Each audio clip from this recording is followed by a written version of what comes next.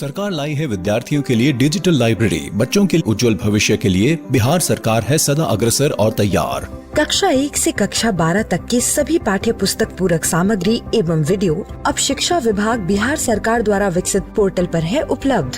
अध्ययन सामग्री देखने के लिए BEPCLots.bihar.gov.in पर विजिट करें अथवा एंड्रॉइड मोबाइल पर गूगल प्ले स्टोर से E-Lots ऐप डाउनलोड करें। शिक्षकों, अभिभावकों एवं बच्चों से अनुरोध है कि इस ई-लाइब्रेरी का अधिक से अधिक लाभ उठाएं और अपनी पढ़ाई जारी रखें।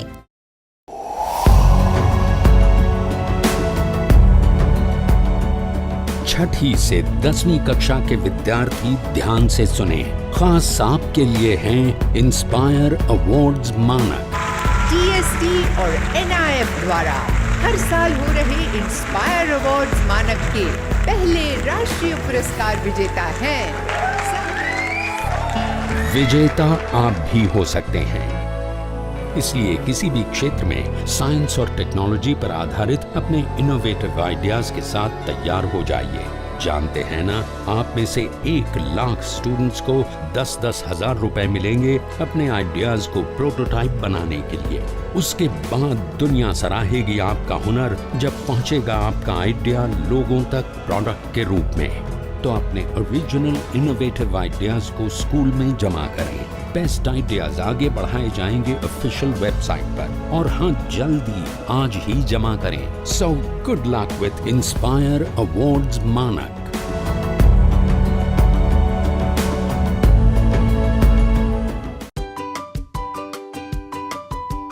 नमस्कार, आज मैं पुनः आपके समक्ष एक नए पाठ को लेकर प्रस्तुत हूँ, जिसका शीर्षक है भारत माता। जैसा कि शीर्षक से ही हमें यह पता चल जाता है कि आज जो कविता हम पढ़ने जा रहे हैं वह हमारे देश, हमारी मातृभूमि से जुड़ी हुई है। यह कविता आधुनिक हिंदी के उत्कृष्ट प्रगीतों में शामिल की जाती है। कविता के रचयिता हैं प्रकृति के सुकुमार कवि सुमित्रा नंदन पंत।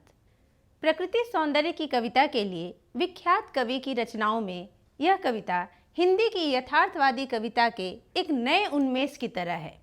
कविता को पढ़ने से पहले आइए हम कवि सुमित्रा नंदन पंत का एक संक्षिप्त परिचय देखें। आप जो ये तस्वीर देख रहे हैं, यह तस्वीर है सुमित्रा नंदन पंत की। इनका समय 20 मई 1900 ईस्वी से 29 दिसंबर 1977 ईस्वी का है, अर्थात इनका जन्म 20 मई 1900 ईस्वी को तथा इनका निधन 29 दिसंबर 1977 ईस्वी का है। आप देख सकते हैं, मैंने यहाँ लिखा है जन्म 20 मई 1900 ईस्वी। जन्म स्थान अल्मोड़ा, अल्मोड़ा के कौसानी में उत्तरांचल। सुमित्रा नंदन पंत छायावादी काव्यधारा के प्रमुख कवि हैं।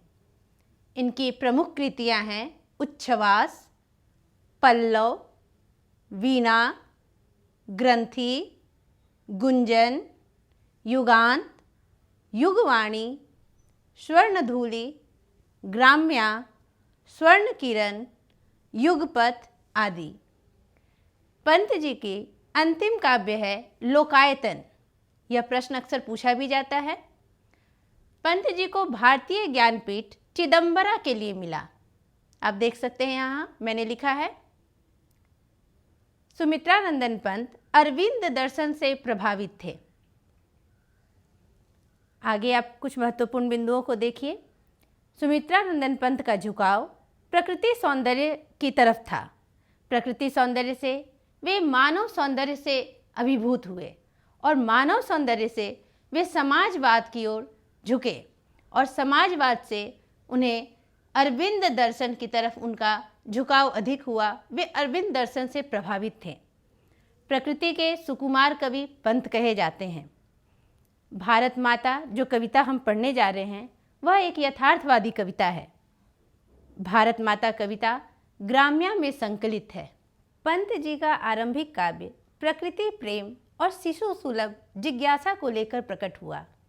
पंत जी प्रवृत्ति से छायावादी हैं, परंतु उनके विचार उदार मानवतावादी हैं।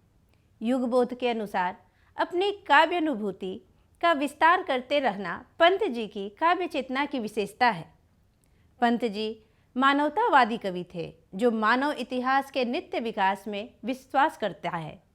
वे अतिवादिता एवं संकीर्णता के घोर विरोधी रहे।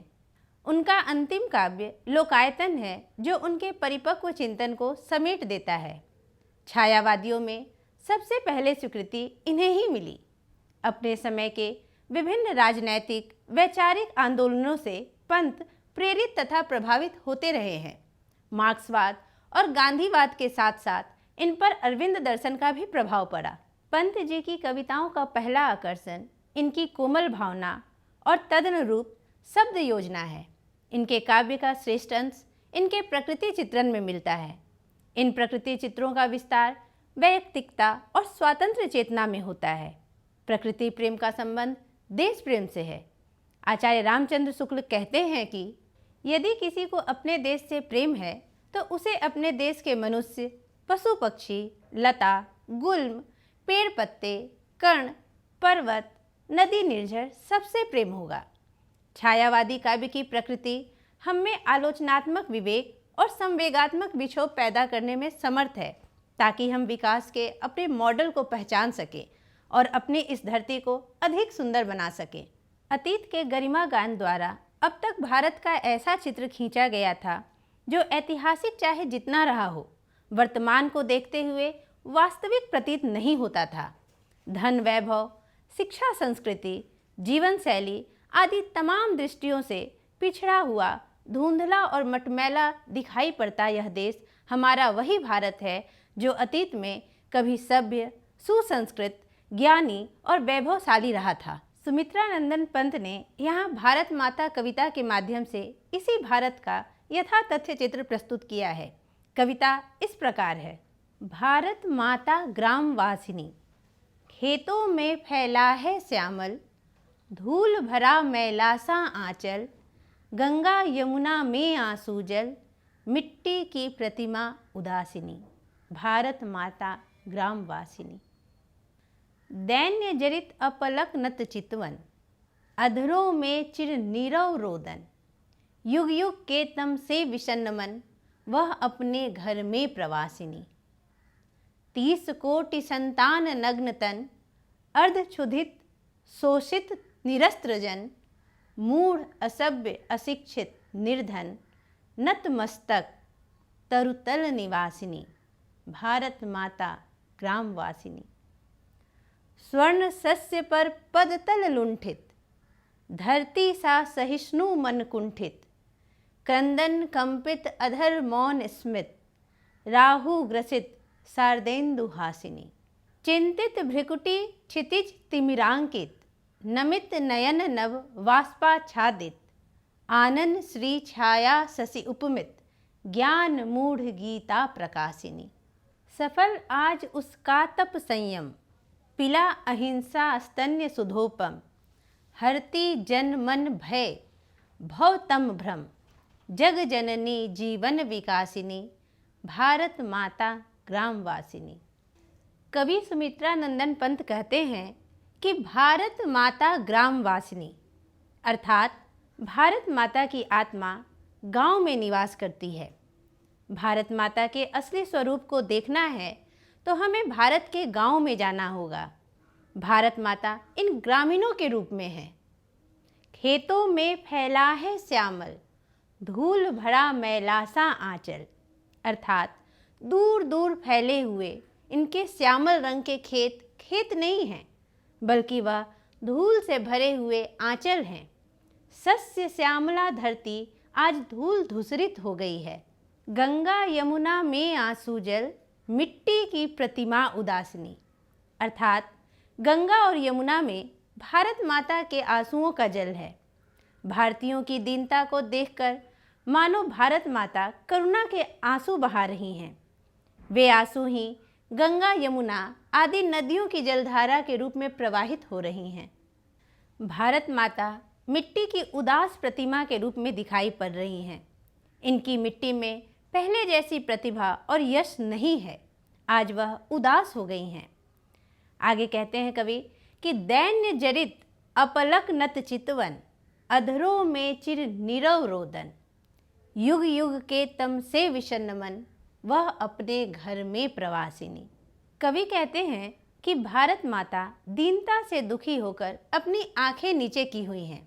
होठों पर निःशब्द रोदन है और युगों से यहाँ छाए हुए अंधकार से वे त्रस्त हैं। वह अपने ही घर में प्रवासिनी हो गई हैं, अर्थात बेगानी हो गई हैं। कवि का मानना है कि अभाव और गरीबी से ग्रस्त भारत का चित्र विकृत हो गया है। अब भारत माँ की अधरों पर मुस्कान की रेखा नहीं झलकती है। गुलामी की बेड़ी में भारत माता जकड़ गई हैं। आज स्वयं वह प्रवासिनी की भांति जीवन जीने के लिए विवश हैं। यह कविता अंग्रेजों के शासनकाल में लिखी गई थी। इस कारण इसमें भारत माता को उदासिनी, अपने घर में ही प्रवासिनी कहा गया है। गांव में निवास करने वाले भारत का तथा यहाँ के परिवेश का चित्रण यथार्थ रूप में हुआ है। आगे कवि कहते हैं कि 30 कोटि संतान नग्न तन, अर्ध क्षुधित शोषित निरस्त्र जन, मूढ़ असभ्य अशिक्षित निर्धन, नतमस्तक तरुतल निवासिनी। कहने का अर्थ है कि भारत माँ की 30 करोड़ संतान नग्न हैं। उनके तन पर कपड़े नहीं हैं। वे अर्ध क्षुधित हैं, अर्थात वे आधे पेट खाकर जीवन व्यतीत कर रहे हैं। भारतवासी शोषित हैं, शोषण का शिकार हो रहे हैं। वे निर्धन हैं, गरीबी में उनका जीवन बीत रहा है। अपने मस्तक को पराधीनता के कारण उठा नहीं सकते। किसी भी तरह जीवन जीने के लिए आज वे विवश हैं।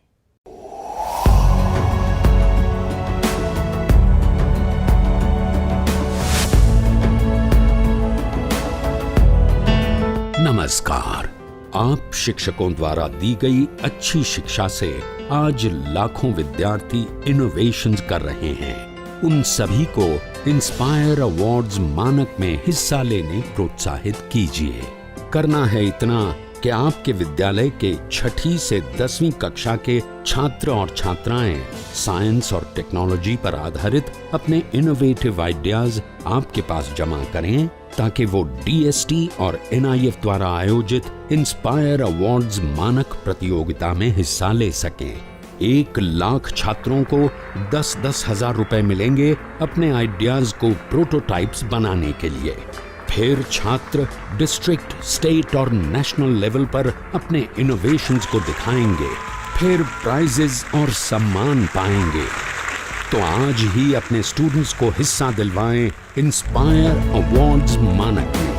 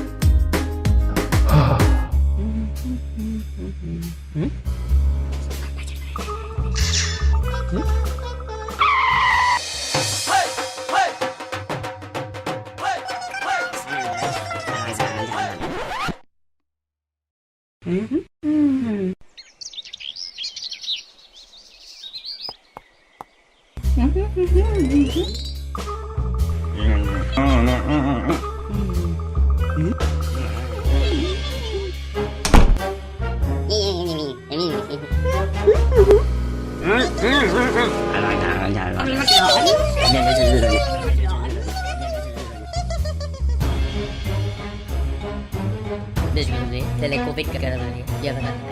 Alam mo.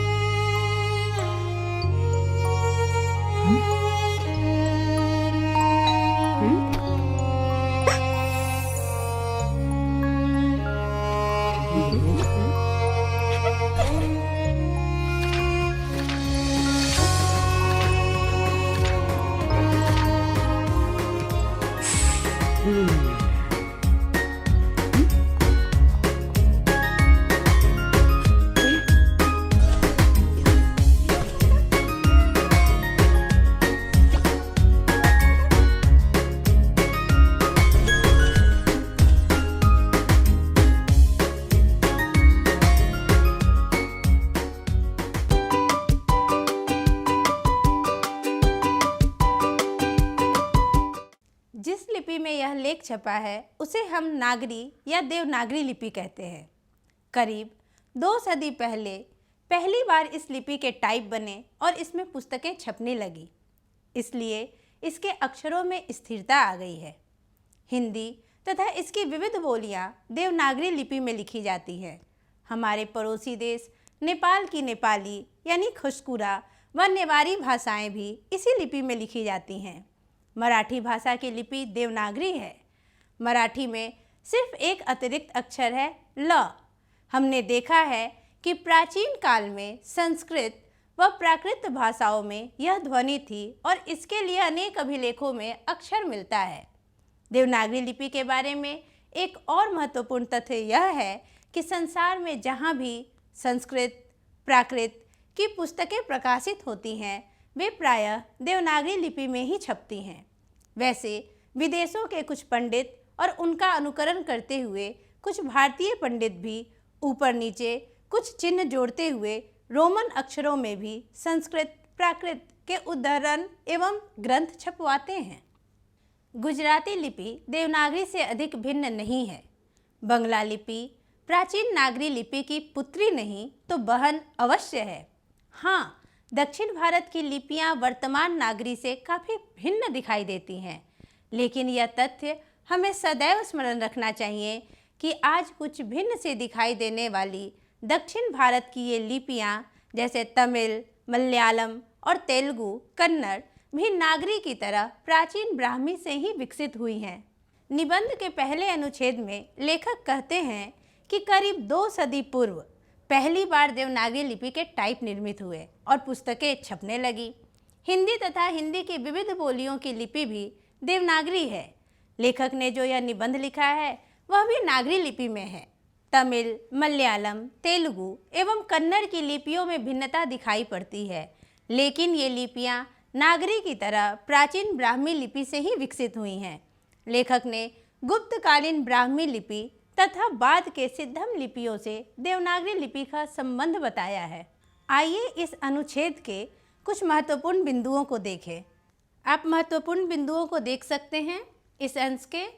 नागरी लिपि लेख नागरी लिपि में लिखित है, यानी लेखक ने जो यह नागरी लिपि लिखा है, लेख जिसे हम पढ़ रहे हैं, वह नागरी लिपि में लिखा गया है। दूसरा, नागरी लिपि के टाइप 2 सदी पूर्व बने। आगे देखिए, गुजराती लिपि देवनागरी से मिलती जुलती है।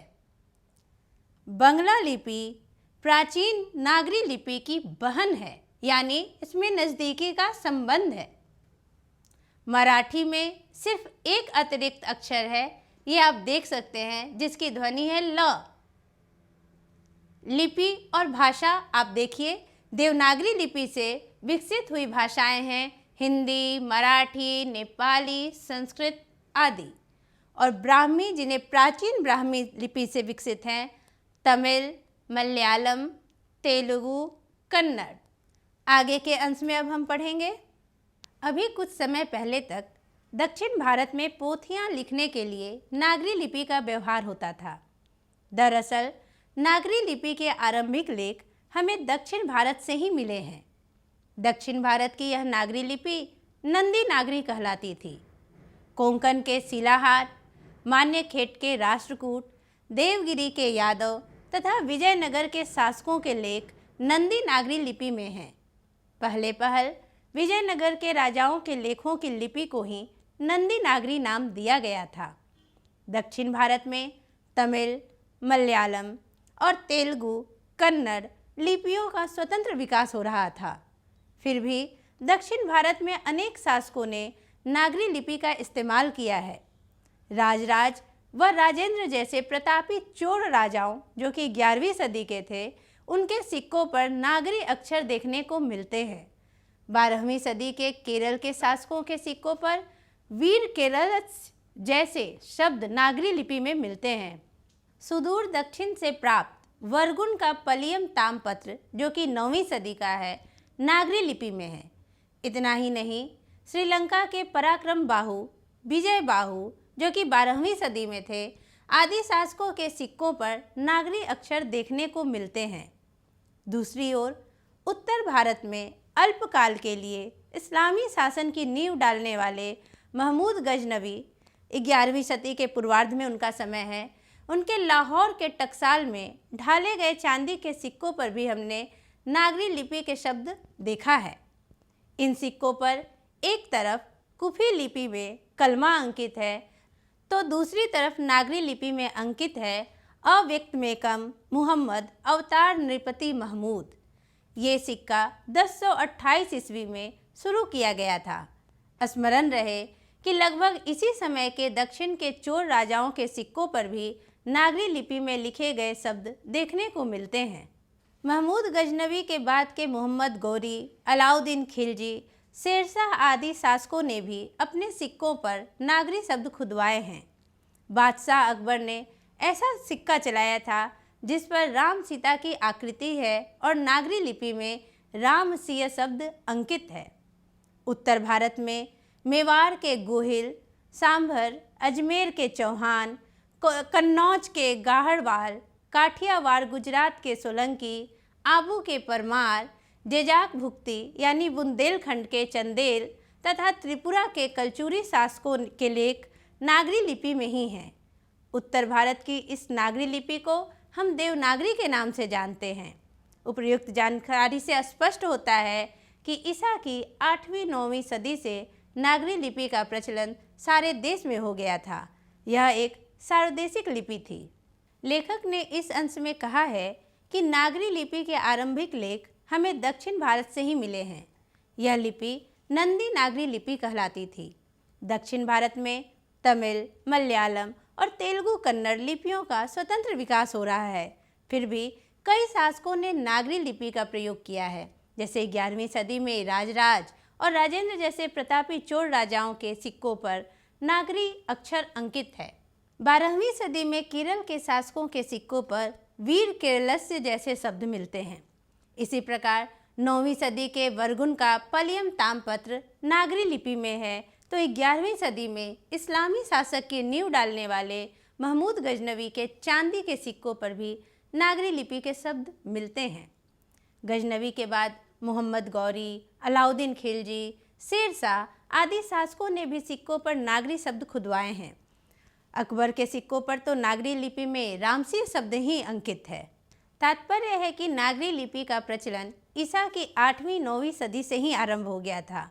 इस अनुच्छेद के कुछ महत्वपूर्ण बिंदुओं को हम इस प्रकार देख सकते हैं। दक्षिण भारत की नागरी लिपि को ही नंदी नागरी लिपि कहते हैं। उत्तर भारत की नागरी लिपि देवनागरी। सर्वप्रथम विजयनगर के राजाओं के लेखों की लिपि नंदी नागरी कहलाई। ये कुछ महत्वपूर्ण बिंदु हैं, आप देख सकते हैं।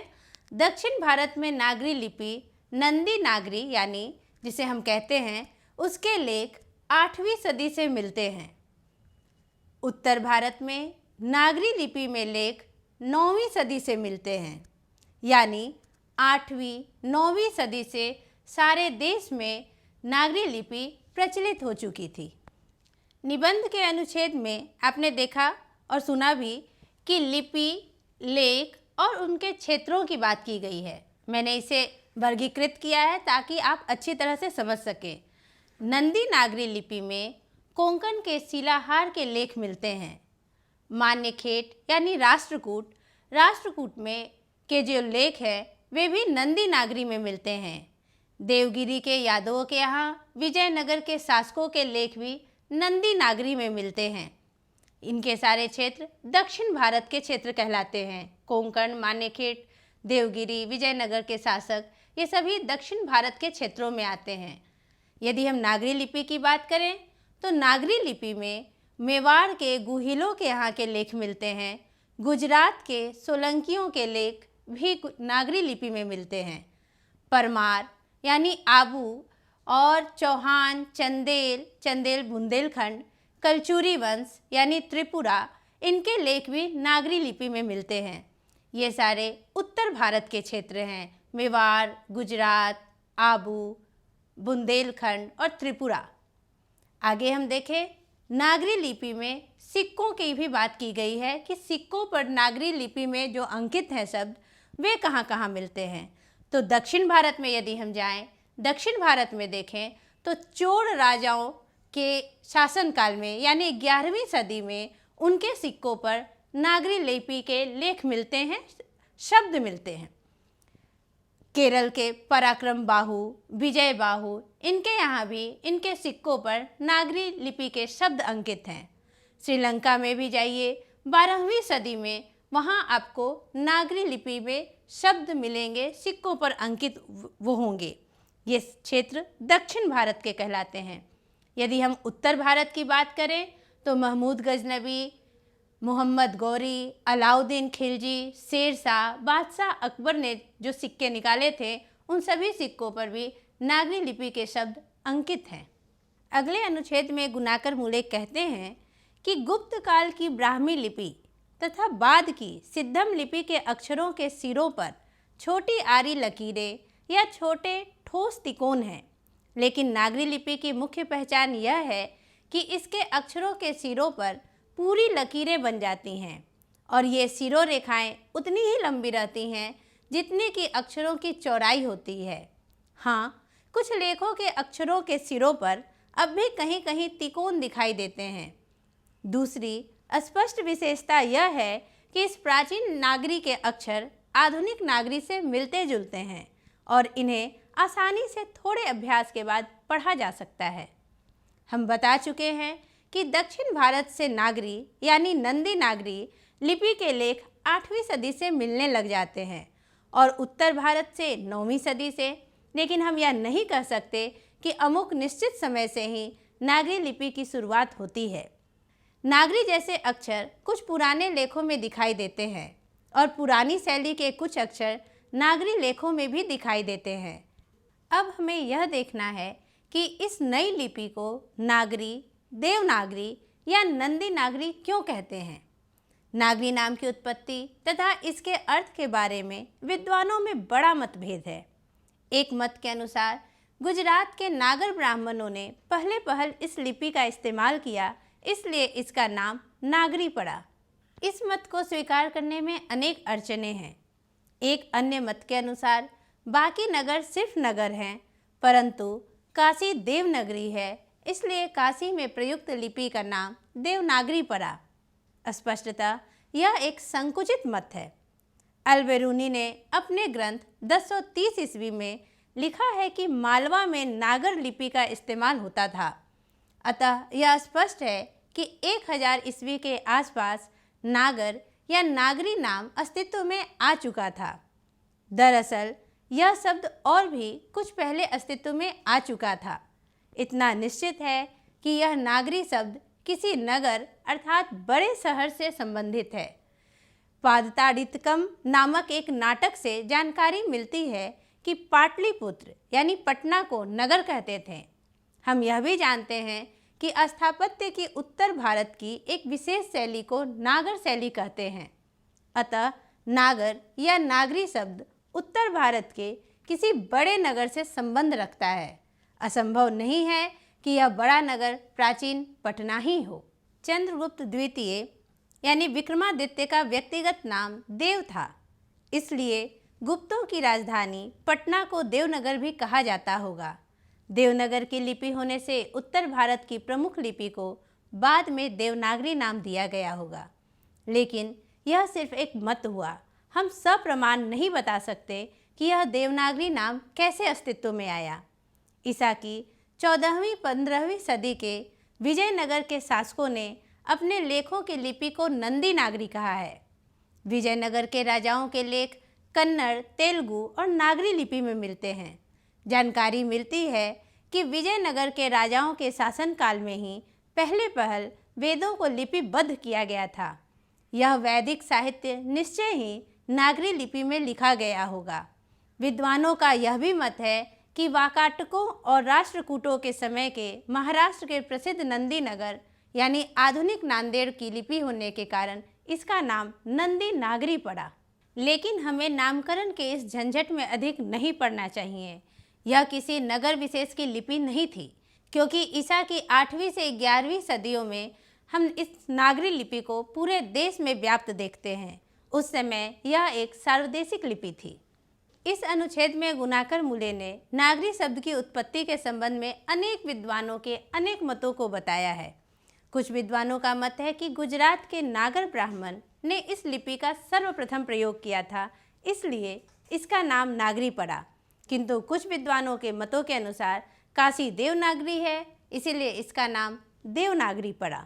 अलबेरूनी के अनुसार 1000 ईस्वी के आसपास नागरी शब्द अस्तित्व में आया। अन्य मतों के अनुसार उत्तर भारत की स्थापत्य कला की विशेष शैली को नागर शैली कहा जाता था। नागर से नागरी बना। साथ ही उत्तर भारत में प्राचीन पटना सबसे बड़ा नगर था।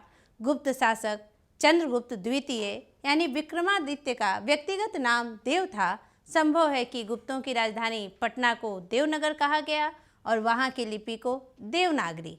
देवनगर की लिपि होने के कारण देवनागरी नाम दिया गया है। अंततः लेखक इस निष्कर्ष पर पहुँचते हैं कि ईसा के 8वीं से 11वीं सदी तक यह लिपि सार्वदेशिक हो गई थी, इसलिए इसके नामकरण के विषय में कुछ कहना संभव नहीं लगता। इस अनुच्छेद के कुछ महत्वपूर्ण बिंदुओं को हम इस प्रकार देख सकते हैं। अनुच्छेद के इस अंश में देवनागरी नामकरण संबंधी अनेक मतों को लेखक ने बताया है। आप देख सकते हैं, मैंने इसे महत्वपूर्ण बिंदुओं में अंकित कर दिया है। उन्होंने कहा है कि गुजरात के नागर ब्राह्मणों के नाम पर देवनागरी शब्द पड़ा। एक मत यह कहा है कि काशी में प्रयुक्त लिपि देवनागरी कहलाई। चूँकि काशी देवनगर कहलाती थी, इसलिए देवनगर में प्रयुक्त लिपि देवनागरी कहलाई। एक अन्य मत है मालवा में 1030 ईस्वी के आसपास नागरी लिपि का इस्तेमाल होता था। एक और मत है कि देवनगर यानी पाटलिपुत्र की लिपि होने से उत्तर भारत की प्रमुख लिपि देवनागरी कहलाई। आप एक और मत देख सकते हैं। एक मत के अनुसार दक्षिण में प्रसिद्ध नंदी नगर यानी आधुनिक नांदेड़ की लिपि होने के कारण नंदी नागरी नाम पड़ा। यानी दक्षिण भारत में जो नंदी नागरी लिपि है वही उत्तर भारत में देवनागरी लिपि है। आगे के अनुच्छेद में लेखक कहते हैं कि देश भर से नागरी लिपि के बहुत सारे लेख मिले हैं। इस नागरी लिपि के उदय के साथ भारतीय इतिहास व संस्कृति के एक नए युग की शुरुआत होती है। भारत इस्लाम के संपर्क में आता है और बाद में 13वीं सदी से इस्लामी शासकों का शासन आरंभ होता है। नए संप्रदाय अस्तित्व में आते हैं। भारतीय समाज एवं बहुत से संप्रदायों को एक व्यापक नाम मिलता है, हिंदू समाज एवं हिंदू धर्म। नागरी लिपि के साथ साथ अनेक प्रादेशिक भाषाएं भी जन्म लेती हैं। 8वीं-9वीं सदी से आरंभिक हिंदी का साहित्य मिलने लगता है। हिंदी के आदि कवि सरापाद 8वीं सदी के दोहा कोश की तिब्बत से जो हस्तलिपि मिली है वह 10वीं-11वीं सदी की लिपि में लिखी गई है। नेपाल से और भारत के जैन भंडारों से भी इस काल की बहुत सारी हस्तलिपियाँ मिलती हैं। इस काल में भारतीय आर्य भाषा परिवार की आधुनिक भाषाएं मराठी, बंगला आदि जन्म ले रही थी। इसी समय से इन भाषाओं के लेख भी मिलने लग जाते हैं। दक्षिण भारत की द्रविड़ भाषा परिवार की भाषाएं, विशेषतः तमिल भाषा अधिक प्राचीन है, लेकिन इन भाषाओं के लेख भी इसी समय से मिलने लग जाते हैं।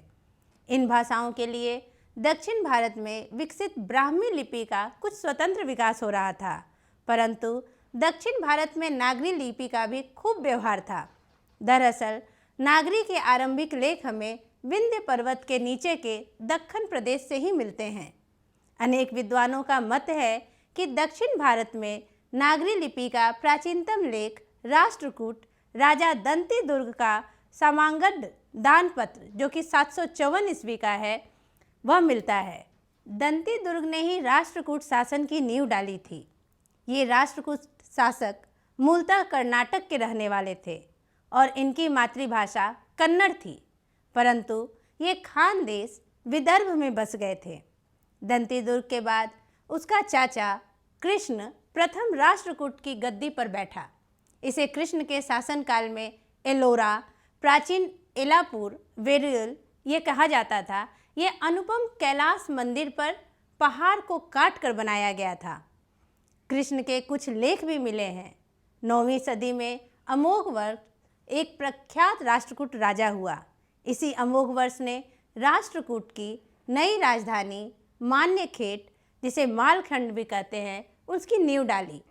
अमोघवर्ष के शासनकाल में ही जैन गणितज्ञ महावीर आचार्य 850 ईस्वी जिनका समय है, उन्होंने गणित सार संग्रह की रचना की थी। ईसा की 8वीं सदी में पश्चिम महाराष्ट्र के कोंकण प्रदेश में शिलाहारों का राज्य स्थापित हो गया था। 11वीं सदी में इनकी एक शाखा का राज्य कोल्हापुर सतारा प्रदेश में भी स्थापित हो गया था। इन शिलाहारों के अनेक नागरी लेख मिले हैं। 11वीं सदी में नागरी लिपि में प्राचीन मराठी भाषा के लेख मिलने लग जाते हैं। अक्षी यानी कुलाबा जिला से शिलाहार शासक केशीदेव प्रथम का एक शिलालेख 1012 ईस्वी में मिला है, जो संस्कृत मराठी भाषाओं में है। इसकी लिपि नागरी है, परंतु दिवे आगर रत्नागिरी जिला तामपत्र पूर्णतः मराठी में है।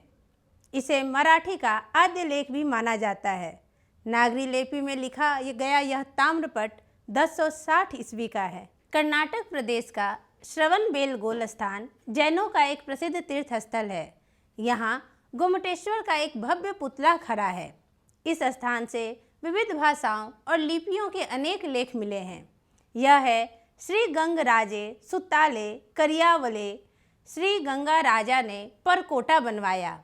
एक अन्य नागरी लेख में लिखा है श्री चावुंडराजे करवय ले। ये लेख दक्षिण की शैली की नागरी लिपि में है। देवगिरी के यादव राजाओं के नागरी लिपि में बहुत सारे लेख मिलते हैं। यादव राजा रामचंद्र 13वीं सदी में जो थे, उनके ताम्रपत्र में ए और ओ की मात्राएं अक्षरों की बाईं ओर है। कल्याण के पश्चिमी चालुक्य नरेशों के लेख भी नागरी लिपि में हैं। उड़ीसा यानी कलिंग प्रदेश में ब्राह्मी की एक विशेष शैली कलिंग लिपि का अस्तित्व था, परंतु गंग वंश के कुछ शासकों के लेख नागरी लिपि में भी मिलते हैं। नागरी लिपि के लेख न केवल पश्चिम तथा पूर्व भारत से, बल्कि सुदूर दक्षिण भारत से भी मिले हैं। दक्षिण भारत के पांड्य प्रदेश से राजा वर्गुन के पालियम ताम्रपत्र मिले हैं। प्रथम ताम्रपत्र तमिल में शुरू होता है, परंतु इसकी दूसरी ओर से नागरी लिपि यानी संस्कृत भाषा का लेख शुरू होता है। यह ईसा की 9वीं सदी का है। उत्तर भारत में पहल गुर्जर प्रतिहार राजाओं के लेखों में नागरी लिपि देखने को मिलती है। अनेक विद्वानों का मत है कि ये गुर्जर प्रतिहार बाहर से भारत आए थे। ईसा की 8वीं सदी के पूर्वार्ध में अवंती प्रदेश में इन्होंने अपना शासन खड़ा किया और बाद में कन्नौज पर भी अधिकार कर लिया था। मिहिर भोज, महेंद्रपाल आदि प्रख्यात प्रतिहार शासक हुए। मिहिर भोज का समय 840 से 881 ईस्वी है। उनकी ग्वालियर प्रशस्ति नागरी लिपि यानी संस्कृत भाषा में है। धारा नगरी का परमार शासक भोज अपने विद्यानुराग के लिए इतिहास में प्रसिद्ध है, परंतु इस शासक के बहुत कम अभिलेख मिलते हैं। इस राजा के बंसवाड़ा और बेतमा दानपत्र क्रमशः कोंकण विजय तथा कोंकण विजय पर्व के अवसरों पर दिखाए गए थे। बेतमा, जो कि इंदौर के समीप है, उसका दानपत्र 1020 ईस्वी का है। हमने उन्हीं आरंभिक नागरी लेखों की संक्षिप्त चर्चा की है जो देश के विभिन्न भागों से मिले हैं। 12वीं सदी के बाद हम उत्तर भारत के सभी हिंदू शासकों को देवनागरी लिपि का इस्तेमाल करते हुए देखते हैं। हमने यह भी देखा है कि कुछ इस्लामी शासकों ने भी अपने सिक्कों पर नागरी लेख अंकित किए हैं। निबंध के आखिरी अंश में लेखक ने क्रमशः कालक्रम से नागरी लेखों से संबंधित प्रमाण प्रस्तुत किया है, जिसे हम एक चार्ट पेपर के माध्यम से अच्छी तरह से समझ सकते हैं। तो आइए देखें। कालक्रम के आधार पर निबंध में नागरी लेखों के प्रमाण दिए गए हैं। हम इन्हें बिंदुवार किए हैं, आप देख सकते हैं। 754 ईस्वी में राष्ट्रकूट राजा दंती दुर्ग का सामांगन दानपत्र। 850 ईस्वी में जैन गणितज्ञ महावीर आचार्य का गणित सार संग्रह। इनमें नागरी लेखों के प्रमाण हैं। 840 से 881 ईस्वी के बीच प्रतिहार शासक की ग्वालियर प्रशस्ति, यह भी नागरी लिपि में लिखा गया है। 10वीं सदी में लिखित दोहा कोश, इसकी चर्चा मैंने निबंध में की थी, यह भी नागरी लिपि में है। 11वीं सदी में शिलाहार शासकों के शिलालेख। 12वीं सदी में केरल शासकों के सिक्कों पर नागरी लिपि अंकित है। 13वीं सदी में देवगिरी के राजाओं के तामपत्र पर नागरी लिपि दिखाई पड़ती है। 14वीं-15वीं सदी में विजयनगर शासकों के लेख भी नागरी लिपि में लिखे गए हैं। इस्लामिक शासकों के सिक्कों पर भी नागरी लिपि अंकित है। इस प्रकार लेखक ने कालक्रम के आधार पर कुछ लेखों का जिक्र किया है जो आप देख सकते हैं। निबंध को पढ़ने के क्रम में हमें कुछ महत्वपूर्ण जानकारियाँ भी मिलती हैं। इस अनुच्छेद में कई महत्वपूर्ण जानकारियाँ मिली जिन्हें मैंने बिंदुवार अंकित किया है, आप देख सकते हैं। विजयनगर राजाओं के शासनकाल में वेदों को लिपिबद्ध किया गया था। सबसे पहले वेदों को लिपिबद्ध कब किया गया? तो विजयनगर राजाओं के शासनकाल में। ऐसे ही आप देख सकते हैं निबंध में आया है कि 13वीं सदी से इस्लामी शासकों का शासन आरंभ हुआ। हिंदी के आदि कवि सरहपाद हैं। एक और अन्य महत्वपूर्ण जानकारी प्राप्त हुई कि भारतीय आर्य भाषा परिवार की आधुनिक भाषाएं मराठी, बंगला आदि भाषाएं हैं। ठीक इसी प्रकार दक्षिण भारत की द्रविड़ भाषा परिवार की भाषाएं तमिल, कन्नड़, तेलुगु आदि हैं। एक जानकारी और आपको मिली कि दंती दुर्ग के चाचा कृष्ण के शासनकाल में एलोरा में कैलाश मंदिर पहाड़ को काट कर बनाया गया था। एलोरा के कैलाश मंदिर अत्यंत ही प्रसिद्ध है। अन्य महत्वपूर्ण जानकारियाँ आप देख सकते हैं। एक जानकारी और हमें मिली निबंध पढ़ने के क्रम में कि मराठी का आद्य लेख दिव्य आगर ताम्रपत्र है। एक और कर्नाटक प्रदेश का श्रवण बेलगोल स्थान जैनों का प्रसिद्ध तीर्थ स्थल माना जाता है। उड़ीसा, जिसे कलिंग प्रदेश कहते हैं, उसमें ब्राह्मी की एक विशेष शैली थी जिसे कलिंग लिपि कहते हैं। प्रथम ताम्रपत्र तमिल से प्रारंभ होता है मिलना। बेतमा दानपत्र 1020 ईस्वी का है। बेतमा स्थान इंदौर के समीप है। ऐसी कई महत्वपूर्ण जानकारियां हमें निबंध पढ़ने के क्रम में मिली।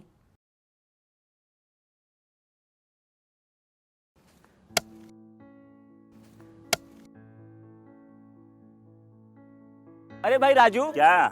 अरे सुने कि कल चाचा कुछ बता रहे थे, क्या बोल रहे थे? हाँ, चाचा कल बहुत बढ़िया बात बता रहे थे।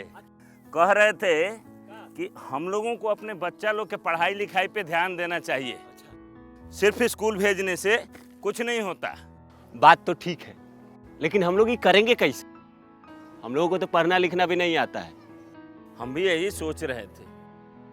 अरे वो देखो, मास्टर साहब भी सही टाइम पे आ गए। चलो उन्हीं से पूछ लेते हैं। मास्टर साहब प्रणाम। प्रणाम प्रणाम। मास्टर साहब, आपसे एक बात का जानकारी लेना था। हाँ पूछिए। अब हम लोग तो ठहरे कम पढ़े लिखे आदमी, हाँ। लेकिन हम लोग का बच्चा लोग स्कूल में जाके क्या करता है, क्या सीखता है, क्या पढ़ता है, ये हम लोग कैसे जानेंगे? बहुत आसान है। अच्छा, कैसे? चलिए आप लोग स्कूल में, हम बताते हैं। जी जी, जी चलिए। सर, चलिए। चलो चलो। हाँ हाँ चलिए। हाँ हाँ, हम उठा लेते हैं। चलो।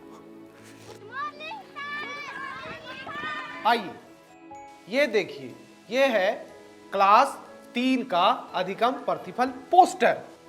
इसका मतलब है यदि आपका बच्चा वर्ग 3 में पढ़ता है तो उसे इस पोस्टर में जो लिखी गई सारी चीजें उसे जानकारी होनी चाहिए। ये क्या है? पक्षी। और ये क्या है? पेड़। यानी कि तीसरी कक्षा समाप्त होते होते आपका बच्चा पशु, पक्षी, फूल, पत्ती आदि के बारे में सीख जाएगा। हर क्लास और हर विषय के लिए अधिगम प्रतिफल पोस्टर बनाए गए हैं। आइए कुछ दूसरे तरीके जानते हैं। जी सर। ये देखिए, ये है हमारे बच्चों की कॉपियाँ और ये है सही का निशान। इसका मतलब है कि इस प्रश्न का उत्तर आपके बच्चे ने बिल्कुल सही दिया है। जितना ज़्यादा होंगे ये निशान उतना बढ़िया सीखा है आपका बच्चा। और ये क्या है? गलत का निशान। हाँ, ये है गलत का निशान। और इसका मतलब है आपके बच्चे ने इस प्रश्न में कुछ गलती की होगी। और ये निशान जितना ज़्यादा होगा आपको अपने बच्चे पे उतना ही ध्यान देने की ज़रूरत है। लेकिन पूरे साल में हमारा बच्चा क्या क्या सीखा ये कैसे जानेंगे? बिल्कुल जानेंगे। उसके लिए भी हमारे पास कुछ साधन है। उनमें से एक है प्रगति पत्रक। इसके माध्यम से आप घर बैठे जान सकेंगे कि आपका बच्चा पूरे साल में क्या कुछ सीखा। देखिए, ये है 3 स्टार। इसका मतलब होता है सीख चुका है, आपका बच्चा सीख चुका है। और 2 स्टार का मतलब है बच्चा सीख रहा है। और 1 स्टार का मतलब अभी सीखने की आवश्यकता है। जी हाँ, ये तो बहुत आसान है। अब तो हम जैसे बिना पढ़े लिखे लोग भी अपने बच्चों की कॉपी आसानी से जांच कर पाएंगे। बिल्कुल जांच पाएंगे मनोज। हाँ मास्टर साहब, आपने तो बिल्कुल सही बात बताई थी। तो ठीक है, चलते हैं। आज जो आपने हमको बताया है वो हम सबको बताएंगे। आप क्या करेंगे? आइए हम मिलकर अपने बच्चों के भविष्य को एक नई उड़ान दें। आज हम पूछेंगे तो कल ये सीखेंगे।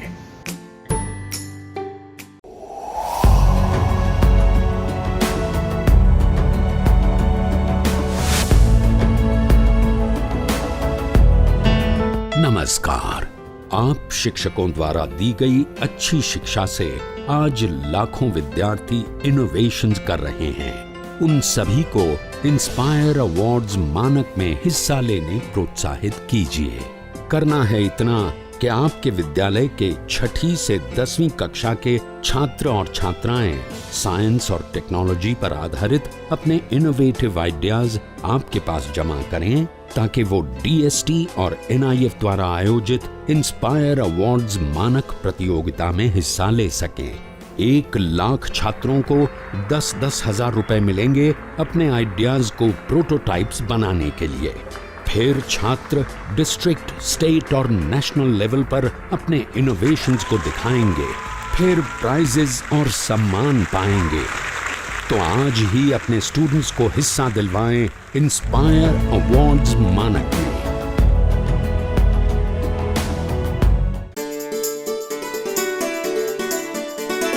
डर से नहीं, तैयारी से आगे कदम बढ़ाना है। रुकी जिंदगी में चहल पहल वापस फिर से लाना है। धोकर हाथ पहन कर मास्क सुरक्षित जीवन चलाना है। सुरक्षित जीवन चलाना है। डर कर नहीं, तैयारी से आगे कदम बढ़ाना है। डर कर नहीं, तैयारी से आगे कदम बढ़ाना है। रखेंगे 2 गज की दूरी, सबको पौष्टिक आहार खिलाएंगे। बच्चों और बूढ़ों का करेंगे ख्याल। रोगी नहीं, रोग से लड़ कोरोना को हराएंगे। स्वास्थ्य केंद्र फिर से खुल गए, जिनका लाभ उठाना है। रुकी जिंदगी में चहल पहल वापस फिर से लाना है। धोकर हाथ पहन कर मास्क सुरक्षित जीवन चलाना है।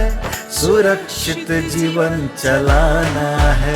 डर कर नहीं, तैयारी से आगे कदम बढ़ाना है। डर कर नहीं, तैयारी से आगे कदम बढ़ाना है। टीकाकरण की शुरुआत हो गई है, पर पहले की तरह हमें मास्क लगाना और 2 गज की दूरी बनाए रखना अभी भी जरूरी है। स्वास्थ्य विभाग और सूचना एवं जनसंपर्क विभाग बिहार सरकार द्वारा जनहित में जारी। जीतेगा बिहार। सरकार लाई है विद्यार्थियों के लिए डिजिटल लाइब्रेरी। बच्चों के उज्जवल भविष्य के लिए बिहार सरकार है सदा अग्रसर और तैयार। कक्षा 1 से कक्षा 12 तक के सभी पाठ्य पुस्तक पूरक सामग्री एवं वीडियो अब शिक्षा विभाग बिहार सरकार द्वारा विकसित पोर्टल पर है उपलब्ध। अध्ययन सामग्री देखने के लिए BEPCLOTS.bihar.gov.in पर विजिट करें अथवा एंड्रॉइड मोबाइल पर गूगल प्ले स्टोर से E-LOTS ऐप डाउनलोड करें। शिक्षकों, अभिभावकों एवं बच्चों से अनुरोध है कि इस ई लाइब्रेरी का अधिक से अधिक लाभ उठाएं और अपनी पढ़ाई जारी रखें।